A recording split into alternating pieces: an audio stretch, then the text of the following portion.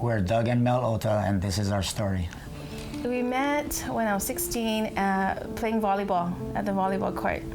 We were both sports people. We love sports. I used to go down to the park to play volleyball, play basketball, and then I seen this beautiful girl. And then we started dating a few weeks after that. So our family began. She made a bad choice by saying yes when I asked her to be my girlfriend. I got pregnant as a teen mom in the junior year of high school at Mililani, had our first son, and I ran away with him the following year, senior year. And at that point, I did not have my life intact, you know. So I didn't know that my husband just came out of rehab, that he had went to rehab for a drug addiction. And so when I met him, he just came out, he was clean, and then got sucked back into using drugs again. I just wanted to be with him. I wanted my family intact. So I left home.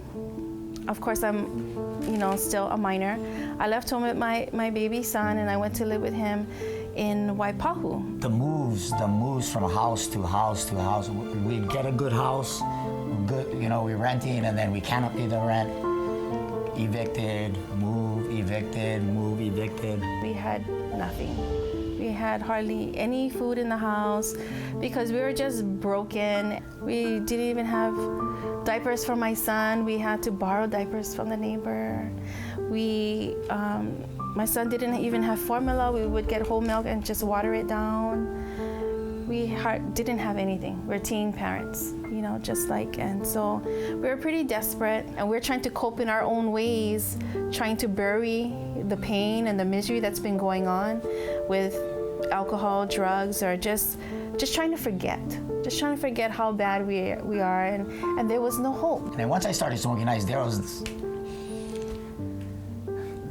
was kind of gone already. I mean, yeah, the addiction drove me, to the point where you cannot buy diapers. You got $40, you can't buy diapers, but you'll take that $40 and go buy drugs.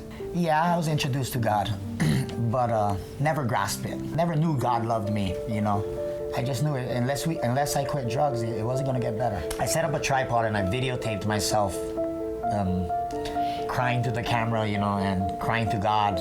And I remember one specific thing I said, I was like, God, the only thing I didn't try is you. I tried rehabs, I tried all this, but I haven't tried you. So I let him know right there that I'm gonna do whatever it takes, Lord.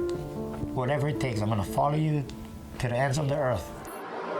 I'm gonna give my heart to Jesus, Throughout those years, after we had our second son, the following year I had 2 abortions.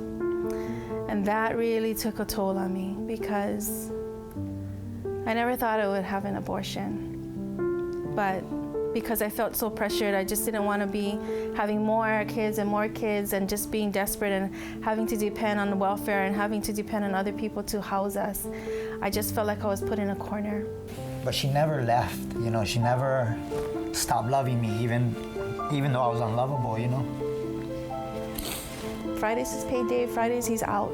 He doesn't come home usually on the weekends. Saturday, I'm lonely. I've always been lonely. And I usually take care of the kids, and after I put them down to sleep, I go in the shower and I cry. And it was that Saturday that I went in and I was just bawling in front of God. When I got up Sunday morning, I heard him come home and I heard him getting ready for church. And I was like, where were you? Where have you been? Like, what's going on? Where are you going now? And he goes, get ready, we're gonna go to church. He raised his hand when there was an altar call and he gave his life to Jesus, and that was June 24, 2007, and he's been clean and sober. God did a miracle that day. And when I gave my heart to Jesus that day, that was the start to everything. God did a miracle, and he answered my prayer, and it's been an amazing ride so far, and I know God has even more, but it's been an amazing ride what God has done so far. I mean, he brought my loved one back from the dead. If you give your life to Jesus, the worst thing that's gonna happen is your life will get better, right? And so for me, I threw it in there from the beginning, and he just loved me and just took us from there down in the bottom of the pits, and real close to being homeless with 4 kids, you know, many of times, and you just throw it all to Jesus, and He just redeems your whole life, and it's such a miracle.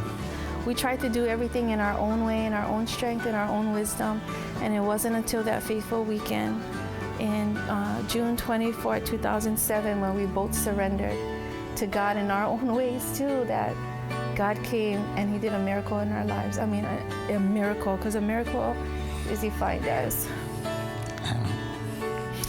something supernatural.